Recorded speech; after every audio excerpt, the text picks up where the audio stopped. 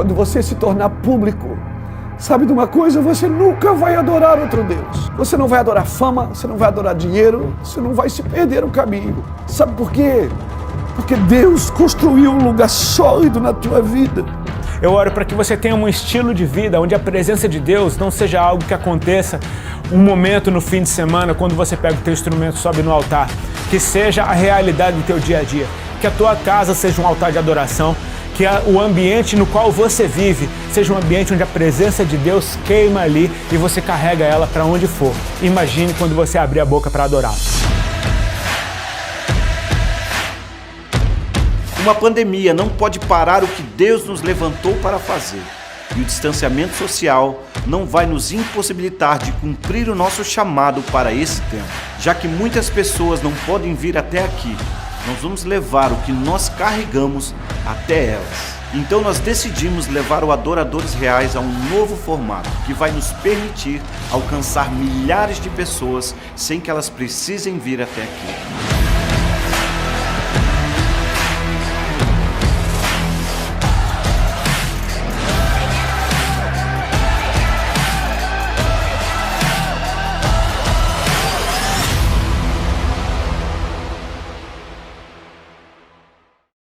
Boa noite, a paz do Senhor, sejam bem-vindos a mais um dia do Intensivo Adoradores Reais.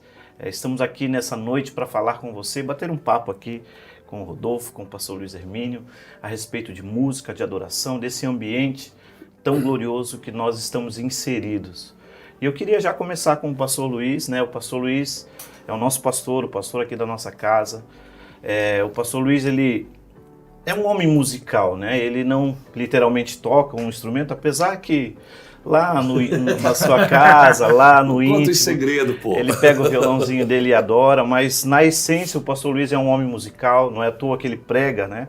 Com um tangedor junto. E eu queria que ele falasse um pouquinho sobre isso, até porque ele, nesse CPL, nesse curso, ele vai estar falando literalmente sobre isso, sobre a importância do tangedor. E eu queria que o pastor Luiz falasse um pouquinho sobre isso. E aí, pessoal, boa noite Rodolfo, boa noite Cris, boa noite a todos vocês que estão com a gente. Cris fala que sou um musical.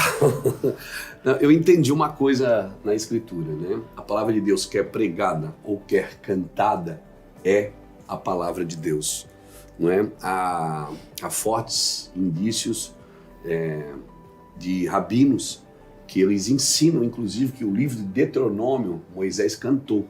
Ele não falou, ele cantou. Porque era mais fácil de os jovens guardarem. Né? Era mais fácil deles guardarem. Então, eles cantavam Deuteronômio. Depois, Samuel pegou isso e misturou com a profecia, que criou a primeira escola de profetas em Ramá. Davi, então, foi e misturou tudo na tenda de Davi, lá em 1 Crônicas, capítulo 16, quando Davi mistura a profecia, a proclamação e a adoração através da música, criando a tenda, né? E a história a gente conhece. Então, isso para mim é muito forte, Cris. Eu particularmente, como você disse que eu sou musical, assim, eu oro com música, eu chego, vou orar, eu entro no meu quarto, eu ligo o som, porque a música, todo ambiente você vai ver música, né? Um ambiente que você vive no shopping, você vai no restaurante, tem música, você vai numa loja, tem música, e a música é sempre de acordo com o produto que está sendo negociado, que está sendo vendido, ou alguma coisa assim. A música sempre foi a criação, faz parte da criação. E assim como a música, ela tem harmonia, né? Melodia e ritmo, assim nós também somos nessa tricotomia, né? Espírito, alma e corpo. Então, para mim tem muito a ver, depois que eu entendi isso, aprendi sobre isso, eu não consigo, rapaz, ministrar, né? Sem música. Eu queria ter assim mais fácil, eu queria que fosse mais fácil como o Rodolfo, assim, né? Que o cara já toca, solta o violão, pega a Bíblia, né? E se eu tocar antes, ninguém vai ficar para ouvir, então é mais difícil, né? Mas assim, para uns Deus deu só uma coisa, para outros deu mais coisa, né, Cris? Para uns Deus deu a beleza. Deus deu a beleza, claro. Então assim, a gente está... Eu realmente, a minha vida lá em casa, ainda assim, você chega na minha casa, é uma benção, assim. Tem, né, os irmãos pentecostal tocando na sala através do CD que ainda se põe lá. Aí você vai no meu quarto de oração, tem só melodia, só instrumental. Você vai no nosso quarto, tem ligando lá já é mais tradicional, os irmãos mais da tradição. Mas a casa é louvor na casa inteira, irmão. E realmente, quando você fala que eu sou musical, eu me considero assim alguém que funciona dentro da musicalidade, né? Às vezes tem gente até que acha que a gente põe música junto com a pregação para deixar o ambiente melancólico, para a pessoa receber mais. Não tem nada a ver com isso. Realmente é uma revelação da palavra de Deus, de Salmo 144. Bendito é o Senhor, Davi diz, que adestra as minhas mãos para a peleja e os meus dedos para a guerra. Davi lutava com 2 armas de guerra, uma espada e uma harpa. Quando era com homens, era com uma espada. Quando era com demônios, era com uma harpa. Por isso que ele diz, o Senhor adestra minhas mãos para a peleja e os meus dedos para a guerra. Então a palavra e a musicalidade, elas estão embutidas uma na outra. Para mim não tem diferença. Agora vamos fazer o louvor, depois vamos fazer a palavra. Para mim é tudo uma coisa só. Você pode estar ministrando através de uma canção e as pessoas sendo curadas através de uma canção. Isso já aconteceu, né, no seu ministério. E no meu também, apesar de não tocar, mas sempre levar um tangedor.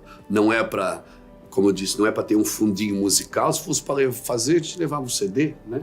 Mas não, é porque esse entendimento da profecia através da música, quando um cara entende o que um instrumento, uma pessoa, uma menina, um homem entende o que é um instrumento na mão dela, o que ela faz com aquilo nas regiões celestiais. Então, quando essa revelação caiu na minha vida, acordei para isso.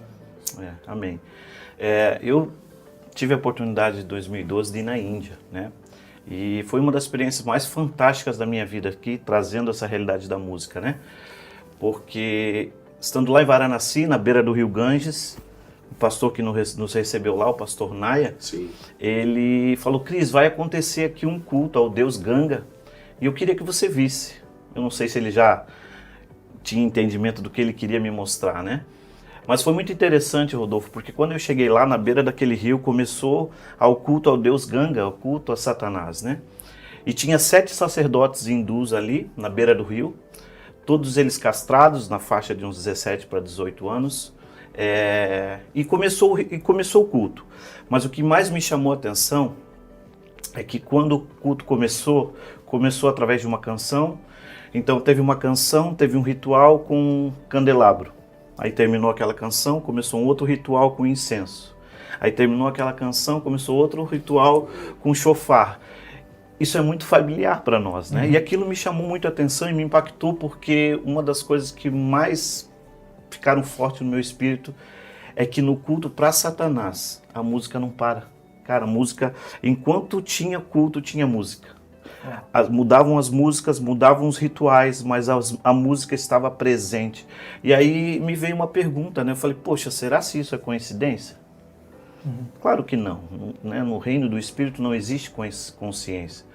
Isso aí me trouxe um entendimento maior a respeito daquilo que nós fazemos, né? Com os nossos instrumentos, aquilo que nós fazemos no nosso culto.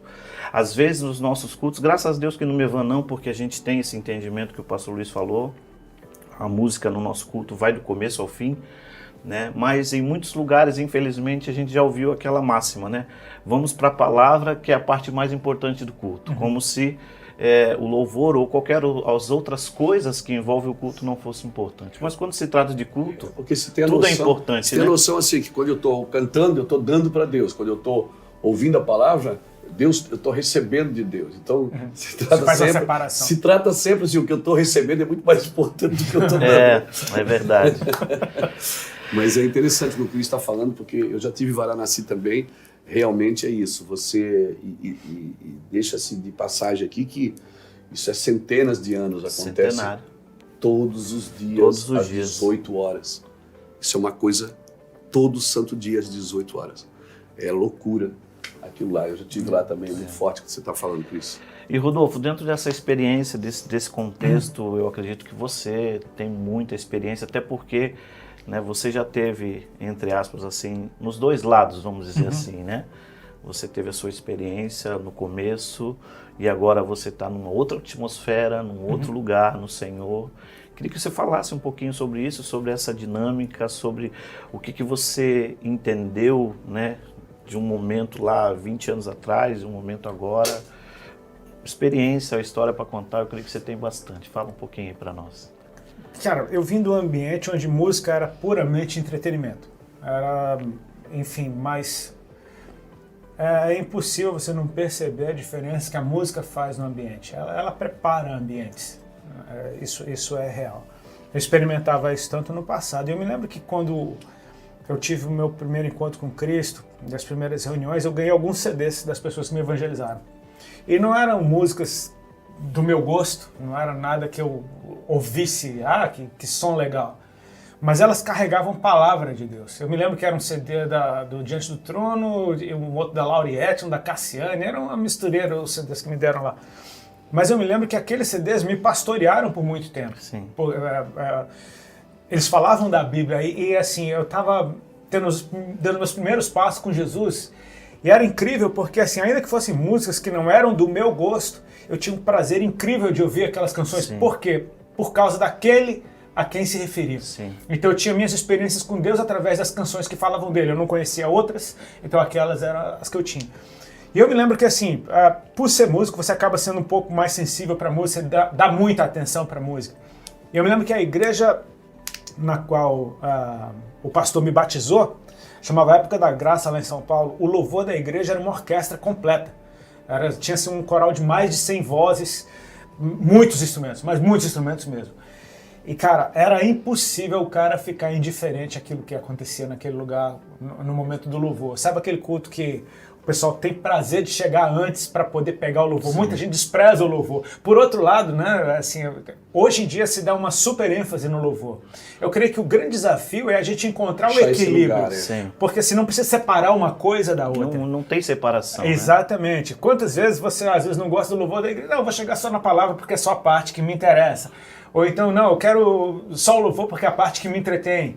A gente misturar as duas coisas. Eu me lembro que o louvor dessa igreja, eu me lembro de ter sido curado de enxaqueca no meio do louvor. Eu me lembro da hora que a enxaqueca sumiu. Eu estava 1 mês mais ou menos com enxaqueca. E eu fui num culto e eu me lembro que eu estava lá, era muito cheio, muito entupido. A igreja estava em pé, esmagada no corredor. E de repente foi como se fizesse um som. E simplesmente a dor de cabeça desapareceu no meio do louvor. Ou seja, esse tipo de evento, um atrás do outro, que foi acontecendo no começo da minha caminhada, me ensinou uma coisa: música é coisa séria. Sim. Música é coisa séria. Seja ela para Deus ou não, ela é coisa séria. Porque assim, principalmente quando hoje em dia eu vejo alguns pais ou mães vêm perguntar: meu filho está ouvindo música do mundo.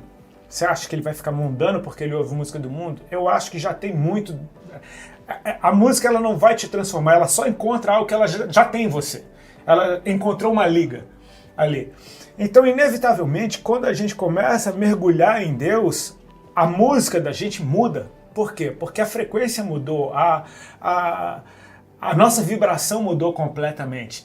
Hoje em dia, a música, eu entendo que ela é uma cooperadora do ministério, assim como no caso do pastor, que sempre prega e sempre tem música, porque esse é o ambiente dele. Sim. Não é o ambiente da pregação dele, é o ambiente dele, é o ambiente que acorda, vive, tem música tocando o tempo todo.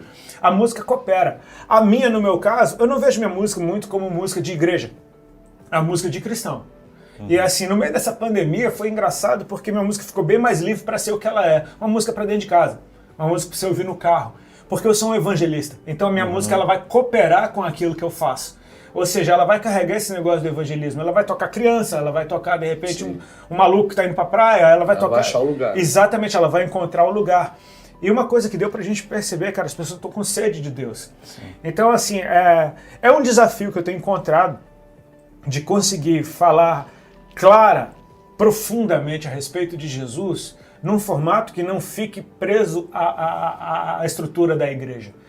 Que isso possa sair, porque as pessoas estão com sede de Deus, cara. Sim. A gente tem percebido, principalmente num tempo de crise como esse, a gente vê, cara, o pessoal que eu conheço que é envolvido com o mercado fonográfico diz que a procura por música cristã, ou pelo menos de uma mensagem positiva, aumentou absurdamente. Ou seja, as pessoas estão procurando uma boa notícia. Sim. E, cara, e se a nossa música carrega a boa notícia, sim, então ela é muito mais eficaz. Sim. Eu gostei muito, Rodolfo, desculpa aí interromper. Não, fica à vontade. Você estava dando uma entrevista esses dias em um dos programas televisivos, e quando você foi questionado por que você não canta mais certo tipo de música, eu gostei muito de uma resposta sua e realmente É assim, tem horas que a gente vive uma situação, mas a gente não sabe explicar ela, né? E quando você falou, é isso. Foi muito feliz, né? Muito feliz, eu acho, quando você diz assim, porque eu não escrevo música para vender, eu não faço música. A música faz parte do meu dia a dia. Como eu não vivo mais dentro desse contexto, eu não consigo mais cantar sobre isso. Reproduzir aquilo. Exato, você não consegue mais reproduzir aquilo. Por que hoje eu canto para Deus? Porque eu estou num outro contexto, né? Vivendo, né? Embora pegar uma onda, jogar um futebol, ok, né? Tudo é lícito. Não precisa largar Jesus para fazer nada disso. Exatamente. Então assim, mas hoje o teu meio de vida é isso, você pega o violão, você está vivendo aquilo, você está na água esperando uma onda, fazendo qualquer coisa que você está fazendo, você está vivendo para Jesus. Então você acaba cantando e reproduzindo aquilo que você está vivendo. Cara, eu achei isso fantástico, e eu estava assistindo. Né? Ainda bem, mas se tivesse mandado eu mal estava assistindo, a gente estava lá em casa assistindo você falar e a gente até se emocionou. Eu disse, cara, que tremendo isso, é isso mesmo, porque isso é o padrão da hipocrisia, né? Você reproduzir uma coisa que você mesmo não está vivendo aquilo, né? Então, por isso, como que você vai cochear em dois pensamentos? Não tem como, você está vivendo aquilo, então aquilo faz parte da sua vida, é aquilo que você inspira, é aquilo que você transpira, é aquilo que você reproduz. E a música, cara, tem muito a ver com isso. E a forma, né, como a gente vive vai naturalmente produzir uma trilha sonora, que é isso que você quis dizer, né? Mas aqui, só para a gente ir caminhando para o final, também queria compartilhar algo que foi muito importante para mim. Eu me lembro que em 94 eu conheci a Silvana, minha esposa, né, hoje. Sil, beijo para você. E eu me lembro que na época nós não estávamos no Senhor ainda, e nós, numa sala, rodeado de amigos, o som ligado, e aí começou a tocar uma música do Bee Gees. E ali eu me lembro que a gente se abraçou e a gente começou a dançar ali juntos, né? E mesmo hoje, nós já estamos há mais de 20 anos de casado, mas é interessante porque mesmo hoje, depois de mais de 20 anos, quando eu escuto aquela música, naturalmente, uma coisa totalmente automática, parece que eu sou reportado para aquele momento que eu passei com a Silvana em 1994. Só que, por outro lado, em 96, nós estávamos num retiro de jovens da Igreja do Evangelho Quadrangular, onde eu me converti. E eu me lembro que quando começou uma música, e eu me emociono por falar disso, quando começou uma música do pastor Ademar de Campos, queremos o teu nome engrandecer. Uau. Essa música me pegou. Essa não é uma música, né? Essa é a música. Mas assim, eu me lembro que essa música me pegou de uma maneira que, até hoje, quando eu ministro ela, aquela presença que eu recebi de Deus em 96, eu sinto ela ainda hoje. Sim. Porque a música que eu dancei com a minha esposa me marcou a minha alma. Mas a música que eu entreguei ao Senhor, essa música do Ademar de Campos, ela marcou o meu espírito, a minha vida. Então hoje, mais de 2 décadas, quando eu pego o meu violão e dou um Lá maior e começo a ministrar essa música, é muito interessante aquela presença, aquele tremor nas pernas que eu sentia há 20 e poucos anos atrás, eu continuo sentindo. Tá lá ainda, né, cara? Porque a música, a música por si só, ela já tem um poder. Agora imagine a música quando a gente faz com aquilo que você falou, trazendo a verdade, né? A música, ela tem esse poder. Eu me lembro de ter ouvido um ensino em 2000 e alguma coisa a respeito de que a música, ela te leva para o lugar onde ela foi feita. Né? Sim. Uma música, ela tem esse poder. Ela transcende tempo, né? E ela às vezes, por exemplo, no meu caso, eu vejo muita gente pedindo, volta pra banda, volta pro Raimundos. E o cara, na real, ele não quer que eu volte pro Raimundos, ele quer que ele volte para aquele tempo. Sim, ele acha que se eu voltar pro Raimundos, ele volta junto pra adolescência dele. Não dá mais, querido. Não dá, exatamente. As pessoas, elas têm saudade de um tempo e aquela música, ela te faz reviver aquilo. Verdade. Eu me lembro que eu tive uma experiência bem louca com... eu fui ministrar em Brasília, isso há muitos anos atrás, uns 12 anos atrás. Cheguei no hotel, liguei a TV, tava mudando de canal e tava passando um programa de videoclipe.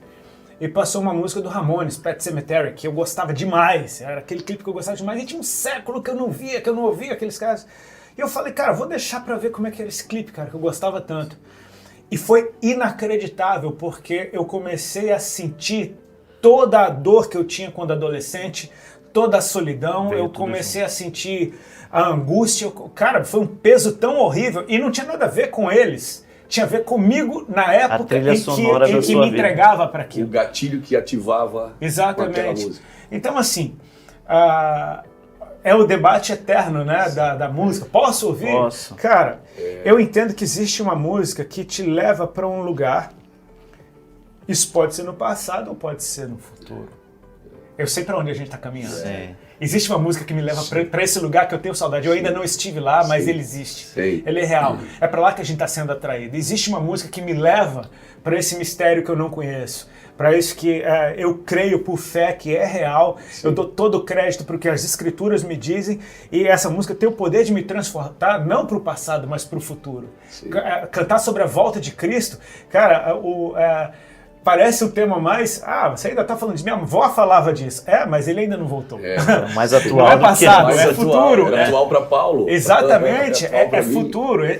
É um evento que está cada dia mais próximo. Então, se a gente se entrega para algo que me leva para frente, cara, essa prática me protege de olhar para trás. Me protege de desejar o que eu já tive. Eu escutei um cara falar uma vez que que adestrava animais, não sei se é verdade, mas vou falar aqui, que no circo, hoje não pode mais ter animais nos circos, né? Mas antes, quando tinha um animal no circo, como é que eles treinavam o elefante para dançar? Quando ligavam a música, o elefante dançava. Ou seja, eles colocavam uma chapa e esquentavam essa chapa e tocavam uma musiquinha. Então o elefante ficava levantando para não queimar as patas. Para não queimar as patas, assim. Não queimavam o suficiente para machucá-lo, mas ele queimava. E depois, quando chegava no picadeiro, eles não botavam a chapa, só tocavam a musiquinha. O cara começava assim. E ele já pensava que vai esquentar de novo. Tadinho, o bicho tá sofrendo. E a galera curtia. Porque já estava impregnada, né, na mente do animal. Né? Então, vê como a música tem poder. Sim. Né? Você vai em alguns lugares, se a música, né, lojas de jovens, por exemplo, lojas de tênis, de roupa jovem, a música é sempre badalada, né? Não é uma música menos nostálgica, assim, né? Você vai em alguns lugares, a música é de acordo com como você falou, do lugar que ela foi feita, né? Ela tem muito a ver. Gente, então, né, tá muito bom esse bate-papo aqui, mas para a gente encerrar, eu queria só que o pastor Luiz Hermínio falasse também, porque o pastor Luiz Hermínio teve uma experiência muito forte com a música, foi ali na sua volta para Cristo, onde o senhor ouviu. Fala um pouquinho, porque... Quem falar então, se quiser, coisas, agora tem, né? Quando eu falo essas coisas, me arremete lá na toda música. Como o Rodolfo falou aqui. Não, é que, bem no começo, né? A gente já tinha entregado a vida para Cristo, eu e minha esposa, e aquele dia eu estava virado, não dava nada certo, assim, não tinha emprego, não tinha recurso, não tinha como manter a casa, morando de favor na garagem da casa de um cunhado. Ele sabe uma coisa, eu arrumei uma briga com a esposa e saí eu vou usar droga, vou voltar para as drogas, não quero mais não, chega de crente, não dá nada certo. Fazia uns 6, 7 meses que eu estava assim na igreja, não dava nada, não virava nada. Que tempão, esses 7 meses. A gente tá 25 anos, parece que...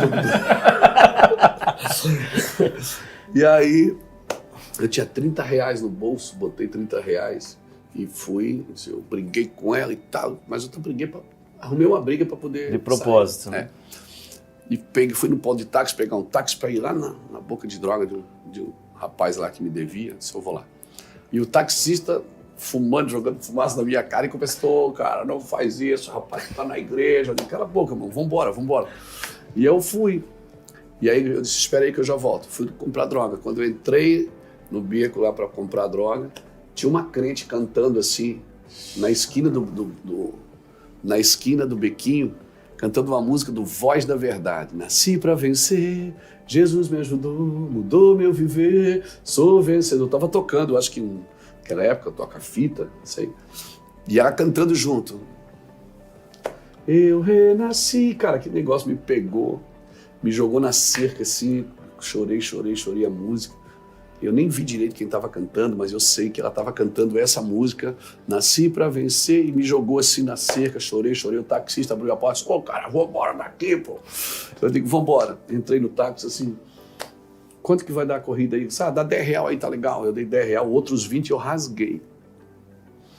E disse, diabo, nunca mais, essa é a última vez que eu vou gastar dinheiro com você.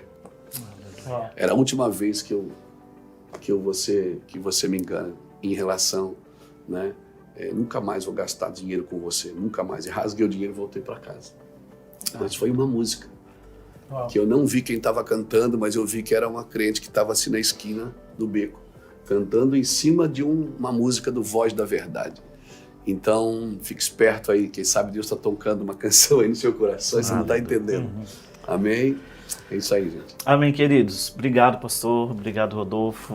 Esse bate-papo aqui é para te trazer o entendimento. O nosso objetivo é trazer o entendimento ao seu coração, à sua vida, que a música, a adoração, aquilo que fazemos com os nossos instrumentos na mão tem poder, em nome de Jesus. Deus te abençoe. E a palavra que eu tenho para compartilhar com vocês é algo que tem falado no meu coração a respeito da relevância de um adorador, no sentido de trazer o reino de Deus na terra. Não é simplesmente a respeito de música, não é só a respeito de ministrar louvor na igreja, mas é um papel muito mais abrangente no sentido de manifestar aquilo que é a vontade de Deus, não interessa o lugar onde você esteja. Eu creio que Deus está preparando adoradores que vão além do que se entende como um ministro de adoração, mas alguém que está rendido na presença de Deus, alguém que realmente vive para Ele e alguém que entende o seu foco, o seu chamado e o propósito do que é ser um adorador. O texto que eu queria usar, ele está em Atos capítulo 16, a partir do verso 16 também, que é quando Paulo e Silas eles estão numa cidade chamada Filipos. Eles acabaram de encontrar Lídia no lugar de adoração, na beira de um riacho. Ali ela foi evangelizada, a casa dela se entregou para Cristo, e o texto segue assim. Aconteceu que indo nós para o lugar de oração, nos saiu ao encontro uma jovem possessa de espírito de adivinhador, a qual adivinhando dava grande lucro aos seus senhores. Seguindo Paulo e a nós, clamava dizendo: esses homens são servos do Deus Altíssimo e vos anunciam o caminho da salvação. Isso se repetia por muitos dias. Então Paulo, já indignado, voltando-se, disse ao Espírito: em nome de Jesus Cristo, eu te mando, retira-te dela. E ele na mesma hora saiu. Vendo seus senhores que se lhe desfizera a esperança do lucro, agarrando em Paulo e Silas, os arrastaram para a praça à presença das autoridades. E levando-os aos pretores, disseram: estes homens, sendo judeus, perturbam a nossa cidade, propagando costumes que não podemos receber nem praticar porque somos romanos. Levantou-se a multidão unida contra eles, e os pretores, rasgando-lhes as vestes, mandaram açoitá-los com varas. E depois de lhes darem muitos açoites, os lançaram no cárcere, ordenando ao carcereiro que os guardasse com toda a segurança. Esse, recebendo tal ordem, levou-os para o cárcere interior e lhes prendeu os pés no tronco. Por volta da meia-noite, Paulo e Silas oravam e cantavam louvores a Deus, e os demais companheiros de prisão escutavam. De repente sobreveio tamanho terremoto que sacudiu os alicerces da prisão, abriram-se todas as portas e soltaram-se as cadeias de todos. O carcereiro despertou do sono e, vendo abertas as portas do cárcere, puxando da espada, ia suicidar-se, supondo que os presos estivessem fugindo. Mas Paulo bradou em alta voz: não te faças nenhum mal, que todos estamos aqui. Então o carcereiro, tendo pedido uma luz, entrou precipitadamente e, trêmulo, prostou-se diante de Paulo e Silas. Depois, trazendo-os para fora, disse: senhores, o que devo fazer para que seja salvo? Responderam-lhe: crê no Senhor Jesus e serás salvo, tu e a tua casa. E lhe pregaram a palavra de Deus e a todos da sua casa. Naquela mesma hora da noite, cuidando deles, lavou-lhes os vergões com os açoites. A seguir foi ele batizado e todos os seus. Então, levando-os para sua própria casa, lhes pôs à mesa e com todos os seus manifestava grande alegria por terem crido em Deus. Perdão pelo texto gigantesco, mas eu creio que essa história é bastante complexa. E para mim ela fala de um homem que, assim, não escreveu nenhum hino, a gente não canta nenhuma música escrita por Paulo, mas a gente percebe que esse cara era completamente entregue naquilo que ele cria ser a vontade de Deus. Desde antes da sua conversão, desde quando ele era simplesmente um fariseu que, tão apaixonado por Deus, por não conhecer e não entender Jesus, perseguia os cristãos julgando que isso era a vontade do Senhor. Deus então resgata e transforma esse cara numa das maiores bombas, numa das bombas mais poderosas que a igreja primitiva teve. E até hoje os seus ensinos são a base, são fundamento da nossa fé. O que eu acho interessante é que ele chega numa cidade e uma coisa que a gente já percebe é que existia um sistema espiritual nessa cidade que dava lucro, ou seja, tinha um comércio estabelecido. De certa forma, existiam coisas acordadas. O que eu quero chamar a tua atenção é que alguém que está realmente entregue na presença de Deus, ele está envolvido completamente com o reino do Senhor, com a vontade de Deus. Existe algo que eu creio, que quando o reino de Deus entra na vida de alguém, inevitavelmente o sistema no qual essa pessoa operava, ele vai ser abalado. Aconteceu isso, a gente está falando de Paulo, aconteceu isso na vida dele. Quando ele tem o seu encontro com Cristo, ele começa a anunciar Jesus imediatamente, tentando convencer as pessoas, através das Escrituras, que Jesus é o Messias. Logo ele começou a ser perseguido, ele tem que fugir da cidade na qual ele estava. Os discípulos colocaram ele num cesto e penduraram ele pelo muro da cidade e, enfim, ele teve que fugir do sistema ao qual ele servia. Isso acontece na vida de cada um. Na minha vida isso aconteceu. Eu estava totalmente envolvido num sistema até que Jesus entrou na minha vida. E não dá para conciliar o sistema desse mundo com o reino de Deus. Eu creio que quando alguém se rende completamente a Deus, de verdade, os sistemas que regiam a vida dessa pessoa vão ser abalados, porque o reino de Deus chegou para nos tomar. Não é a coisa mais pacífica do mundo, e em muitos momentos isso vai ter muito atrito, mas eu creio que até isso é uma certa provação para que, no mínimo, a gente saiba se a gente está de fato comprometido com aquilo que a gente crê. Paulo, ele chega nessa cidade e tem essa jovem que é possuída por um espírito adivinhador, segundo as Escrituras. Diz que ela dava muito lucro aos seus senhores. E o que ela passou a anunciar a respeito de Paulo e Silas não era nenhuma mentira. Ela estava dizendo: esses homens são servos do Deus Altíssimo e eles anunciam o caminho da salvação. Talvez se fossem pessoas que não tivessem discernimento de espírito ou pessoas que não estivessem tão comprometidas assim com o reino de Deus, pudessem até tirar alguma vantagem desse anúncio que essa mulher conhecida na cidade estava fazendo a respeito deles e do seu chamado. Mas a gente percebe que Paulo ele não tá ali para negociar com os sistemas desse ambiente. Um adorador ele não está ali para negociar com os sistemas que regem o ambiente. Ele discerne que aquele espírito não é da parte de Deus, ele expulsa aquele espírito da vida daquela jovem e logo que isso acontece, ou seja, é o cartão de visitas do reino dos céus. Ele acabou de chegar e ele começa a abalar todo o sistema que pudesse ser abalado. Imediatamente eles são arrastados para a praça por aqueles que ganhavam muito dinheiro com as adivinhações daquela moça, e você percebe que o espírito que estava sobre eles não é diferente do espírito que estava sobre ela.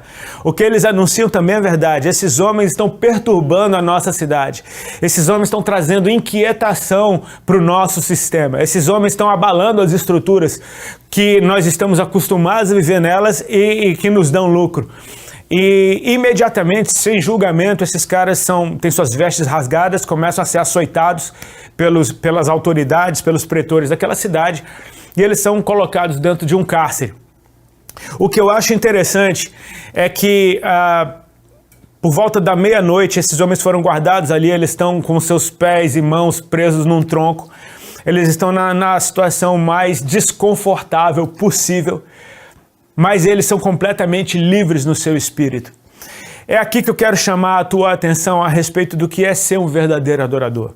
Não é alguém que tem dons musicais e consegue simplesmente levar uma igreja à adoração no sentido de música, mas é alguém que vive realmente entregue na presença de Deus. Se você olhar as referências a respeito de um adorador do Antigo Testamento, principalmente ali do tempo em que Moisés ergueu o tabernáculo no deserto, é muito mais uma figura sacerdotal, alguém que é separado por Deus, separado para Deus e envolve ministrar na presença de Deus e está completamente envolvido. É como se o seu único ofício fosse estar na presença de Deus e cuidar desses assuntos. Esses homens, pelo jeito, eles conhecem bem a presença, eles então começam a orar e a cantar. E aqui a gente vê o registro de um grupo de louvor fantástico da igreja primitiva, que são esses dois caras cantando dentro de uma cadeia. E eles estão com pés e mãos presos, estão com as costas completamente lanhadas, eles não têm perspectiva alguma de que aquela situação vai mudar, mas eles entraram num lugar onde eles são completamente livres. É dentro da cadeia? Não, é na presença de Deus.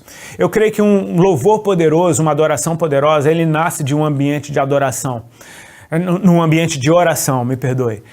E é interessante a gente falar sobre oração nesse contexto, uma vez que Deus sabe tudo que eu preciso, Ele sabe tudo que eu penso, eu não necessariamente preciso contar para Ele o que eu estou passando, porque Ele sabe o que eu estou passando.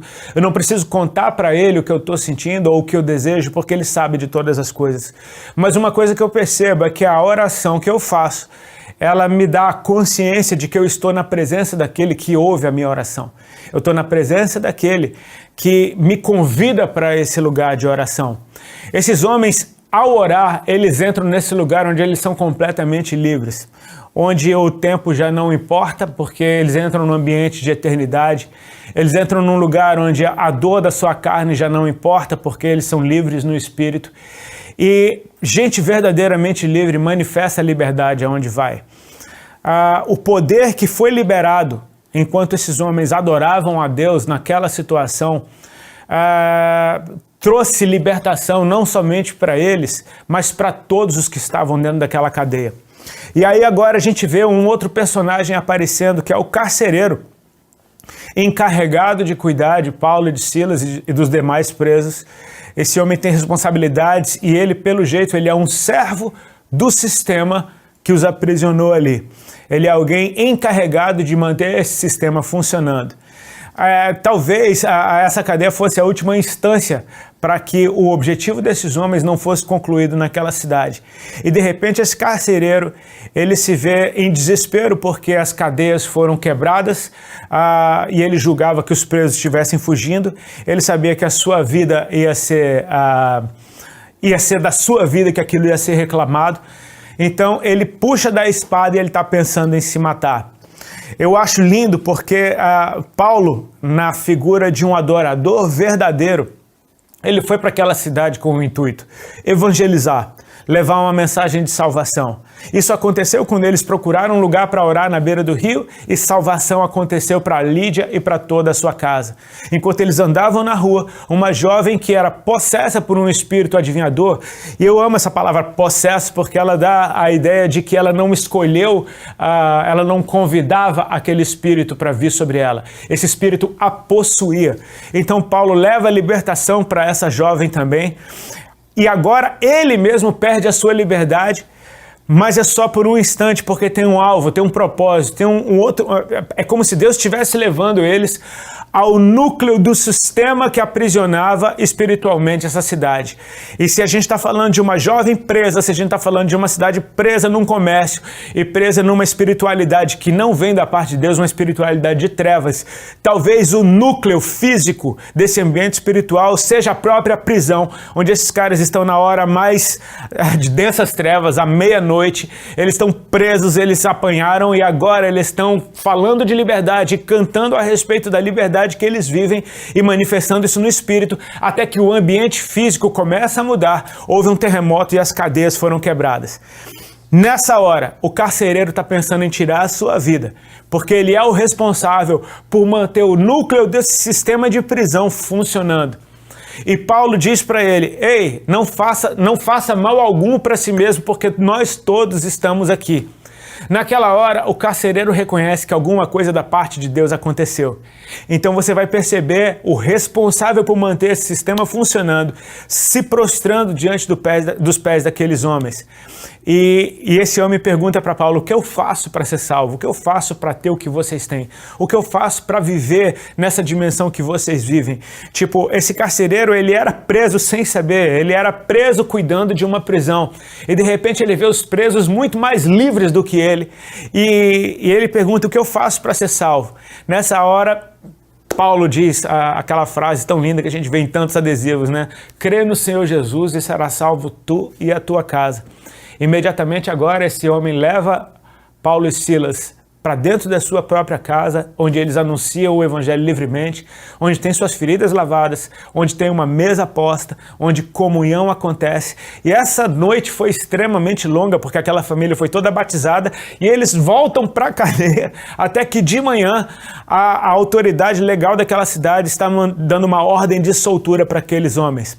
Ou seja, as cadeias terem caído enquanto eles clamavam, o carcereiro ter sido liberto da prisão que ele vivia, e o fato deles serem completamente livres legalmente logo pela manhã, fala de algo que aconteceu no mundo espiritual enquanto esses homens manifestavam a realidade que eles viviam, e aquilo trouxe uma transformação total no ambiente.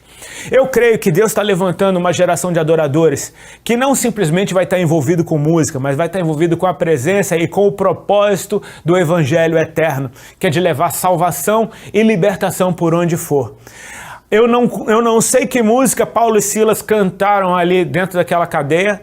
Eu não conheço a letra, eu não conheço a melodia, tenho certeza que eles não tinham bons instrumentos, nem microfone, não tinham recurso algum, mas eu tenho certeza que essa música era a verdade que eles viviam. E cara, quando a gente consegue juntar a verdade do que a gente vive com a verdade daquilo que a gente canta, sim, a nossa adoração vai ter um poder de transformação absurdo. Eu queria falar algo sobre a carga que eu trouxe com a minha vida a respeito de música. Não tenho muito costume de fazer isso, mas eu acho que é pertinente estar falando, porque eu me lembro que a banda que eu tocava nunca fez muito sentido para mim o sucesso que ela conseguiu ter, o êxito que ela conseguiu ter. Eu não cantava bem, eu não tocava bem, meu português não era bom, minha dicção não era boa, mas de certa forma aquelas canções encontraram lugar dentro do coração de uma geração. A única coisa que eu posso te dizer para explicar o êxito que aquilo teve foi o fato de eu cantar a verdade que eu vivia. A loucura que eu vivia era a loucura que eu cantava. Eu não era um cara careta falando sobre usar drogas. Eu era um cara que usava drogas falando sobre as drogas que eu usava. Eu era um cara completamente promíscuo, viciado em sexo, falando sobre sexo. E cara, você não precisa ser nenhum gênio para perceber que quando você canta a sua verdade, quando a sua vida bate com aquilo que você canta, isso libera poder para o mal ou para o bem. Se você ouvir uma banda que fale sobre violência, mas os caras nunca cometeram um ato de violência, aquilo é só um som. Mas quando as pessoas realmente violentas estão cantando sobre violência, você sente um peso diferente. Eu me lembro de um festival que eu fui no estádio do Pacaembu, chamava Monsters of Rock. E naquela noite a minha banda tocou e teve uma banda americana que é declaradamente satanista, que era o Slayer. E eu fui assistir o show do Slayer do palco. Do público. Eu fui até a torre de som. Eu conheci os caras que estavam na técnica, então eu fiquei ali na torre de som e fui assistir o show do Slayer dali. Cara, eu tava na fase mais doida da minha vida, eu tava na fase mais trevas da minha vida. E eu me lembro que quando o show dos caras começou, que quando começou a tocar, era um som como de guitarras e vozes tocando ao contrário. Eu me lembro que apareceu uma luz vermelha no palco, e então uma luz verde iluminando os caras daquela banda.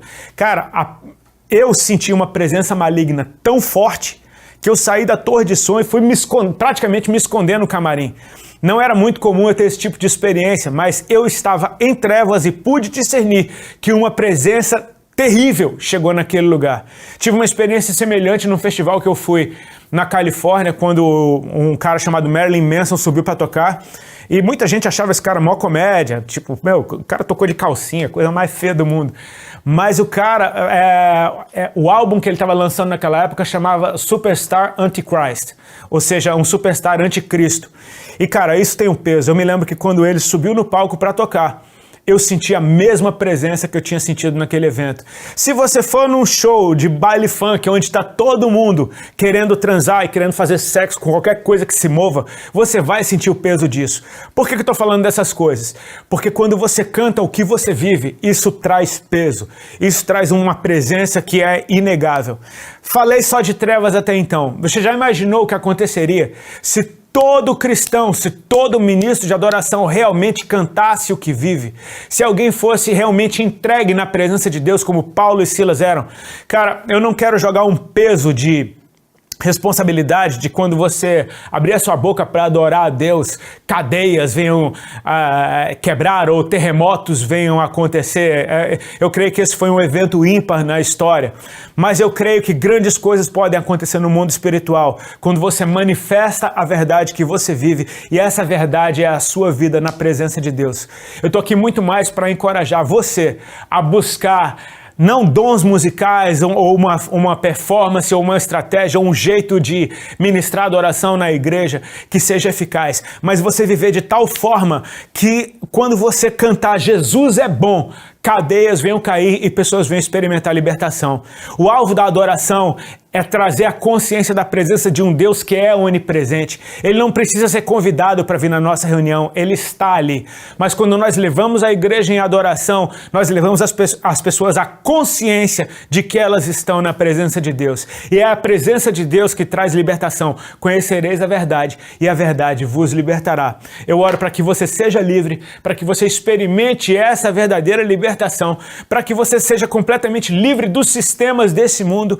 Infelizmente, hoje, tudo que envolve a adoração está envolvido com performance, está envolvido com business, está envolvido, de certa forma, com recursos, e isso é, de certa forma, até triste, não, porque você nunca vai ter algo livre de suspeitas, digamos assim, a respeito de intenções, mas Deus conhece o teu coração. Eu oro para que você tenha um estilo de vida onde a presença de Deus não seja algo que aconteça um momento no fim de semana, quando você pega o teu instrumento e sobe no altar, que seja a realidade do teu dia a dia, que a tua casa seja um altar de adoração, que o ambiente no qual você vive seja um ambiente onde a presença de Deus queima ali e você carrega ela para onde for. Imagine quando você abrir a boca para adorar. Que Deus te abençoe.